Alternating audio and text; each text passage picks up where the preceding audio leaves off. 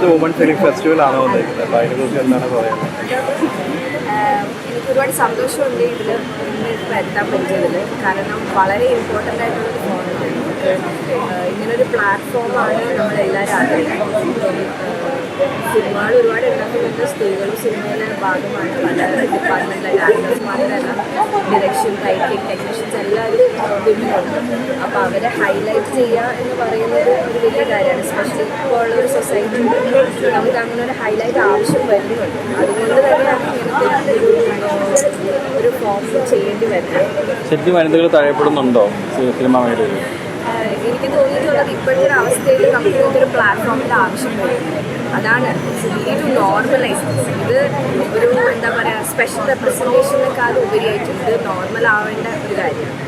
അപ്പോൾ അതിലേക്കുള്ള ഒരു സ്റ്റെപ്പായിട്ടാണ് ഞാനിത് കാണുന്നത്. സോ ഈ ഫ്യൂച്ചറിൽ നമുക്ക് എന്ത് സിനിമ കാണുന്നത് പോലെയും അതിൻ്റെ ഇടയിൽ വളരെ സജീവമായിട്ട് സിനിമകൾ, സ്ത്രീകളുള്ള സിനിമകൾ ഉണ്ടാവണം എന്നാണ്. സ്ത്രീകളുള്ള സിനിമകളിലൂടെ ഉണ്ടാവുന്നുണ്ടല്ലോ. ഉണ്ട്, പക്ഷെ അതിൻ്റെ അളവ് വളരെ വ്യത്യാസമുണ്ട്. അതിൻ്റെ അളവ് വ്യത്യാസമുണ്ട്, അതിൻ്റെ വരുന്ന സ്കെയില് വ്യത്യാസമുണ്ട്. പല കാര്യങ്ങളുണ്ട്. നമുക്ക് ഇങ്ങനത്തെ ഒരു സൊസൈറ്റിയിൽ സിനിമ സ്ത്രീകളെ ചുറ്റുകൊടുക്കുക എന്ന് പറയുന്നത് കുറച്ച് എല്ലാവർക്കും കുറച്ച് ഒരു സർപ്രൈസിംഗ് ആയിട്ടുള്ള ഫാക്ടർ. അതിലേക്കുള്ള ഗ്രാജുവലി ഒരു ഗ്രോത്ത് വന്നാൽ അത് നമ്മൾ ശ്രമിക്കണം. കൂടെയുള്ള പ്രൊഡക്ഷൻ ആയാലും ഡയറക്ഷൻ ആയാലും ടെക്നിക്കൽ സൈഡിലും അതിൻ്റെ ഒരു ഇനിഷ്യേറ്റീവ് വേണം. സോ അതിലേക്കാണ് നമ്മൾ വർക്ക് ചെയ്തുകൊണ്ടിരിക്കുന്നത്.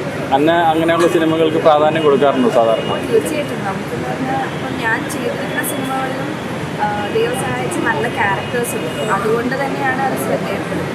എപ്പോഴും ഒരു റൈറ്ററോ ഒരു ഡയറക്ടറോ ഒരു പ്രൊഡ്യൂസറോ ബില്ലിംഗ് ആയിരിക്കണം. അങ്ങനത്തെ ഒരു ക്യാരക്ടർ സിനിമയിൽ വന്നു കഴിഞ്ഞാൽ നമുക്കാവുന്നുണ്ട്. അപ്പോൾ ആ ഒരു വിശ്വാസം ഞങ്ങൾ ഫിലിം ആർട്ടിസ്റ്റ് കഴിയുമ്പോഴാണ് ഞങ്ങൾക്ക് അങ്ങനെ ഒരു പ്ലാറ്റ്ഫോം വരുന്നത്. സോ അതാണ്, അതിലേക്കാണ് ഞങ്ങൾ വർക്ക് ചെയ്തിരിക്കുന്നത് as artist.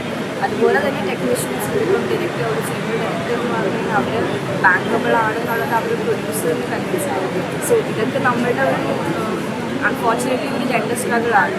So apart from being female talent is what is important. So അത് ഹൈലൈറ്റ് ചെയ്യുന്ന ഒരു പ്ലാറ്റ്ഫോമിലേക്ക് എത്തണം എന്നുള്ളതാണ്.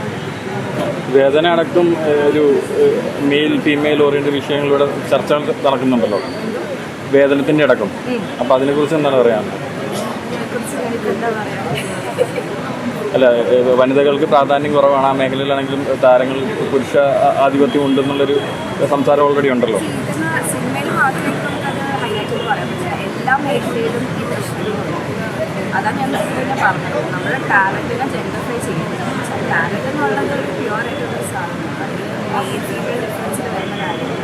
സോ ടാലൻറ്റിനെ കണ്ടെത്തുക, അതിന് നമ്മൾ സപ്പോർട്ട് ചെയ്യുക, അതിനെ അപ്ലിഫ്റ്റ് ചെയ്യുക എന്നുള്ളതാണ്.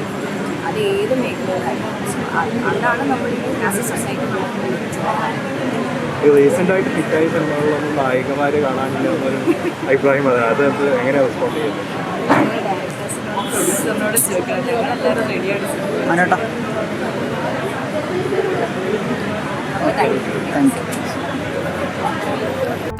കൂടുതൽ വീഡിയോസിനായി B4 Blaze ഫോളോ ചെയ്യൂ, സബ്സ്ക്രൈബ് ചെയ്യൂ.